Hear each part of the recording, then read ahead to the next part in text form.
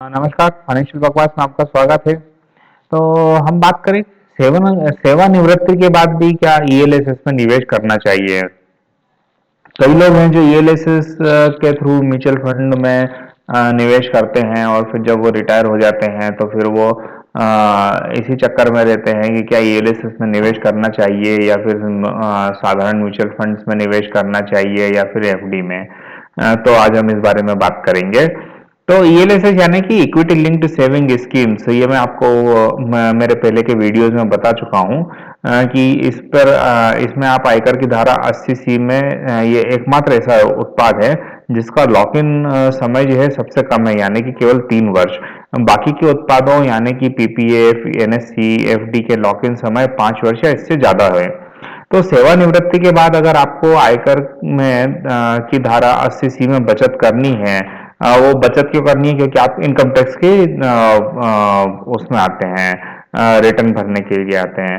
तो जब आपको एसएससी में बचत करनी हो तो ईएलएसएस में निवेश करना बंद मत कीजिए।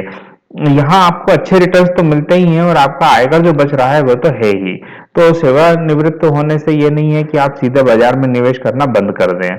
हाँ, बस ध्यान रखें कि अब आपकी आय का जरिया पेंशन है या फिर आपकी जीवन भर की बचत को निवेश कर उसी से अपना काम चला रहे हैं। और जैसा कि अगर आप अभी तक ईएलएसएस में निवेश करते आ रहे हैं तो आपको पता है कि ईएलएसएस से होने वाले क्या लाभ हैं। जैसे कि आप इन्फ्लेशन से अपने निवेश को बचा रहे हैं और अच्छे रिटर्न्स पा रहे हैं। जितना भी आपको फायदा होगा उस पर आपको कोई आयकर नहीं देना होगा। वैसे ही अगर शेयर बाजार में सीधा निवेश करते हैं तो 12 महीने के बाद शेयर बेचने पर शेयर पर हुए लाभ पर आपको कोई आयकर नहीं देना होता है। हाँ, अगर आपने म्यूचुअल फंड डेप्स में निवेश किया है तो उसका लाभ आयकर के अधीन है और आपको उस पर हुए लाभ पर आयकर चुकाना होता है। तो उसका इंडेक्सेशन के ऊपर आपको इनकम टैक्स देना पड़ता है। अगर आप निवेश के लिए अच्छे ईएलएस देख रहे हैं तो आप इनको भी चुन सकते हैं। फ्रैंकलिन इंडिया टैक्स शील्ड है, रिलायंस टैक्स सेवर है, एक्सिस लॉन्ग टर्म इक्विटी है। और ध्यान रखें, जब आप खुद ही निवेश कर रहे हैं तो हमेशा ही म्यूचुअल फंड के ग्रोथ डायरेक्ट ऑप्शन को चुनें, किसी एजेंट के ऑप्शन को ना चुनें।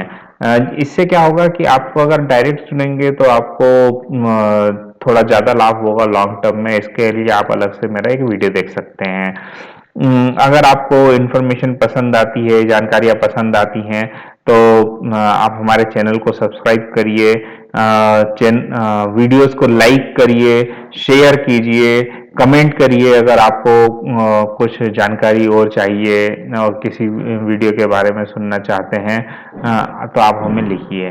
धन्यवाद।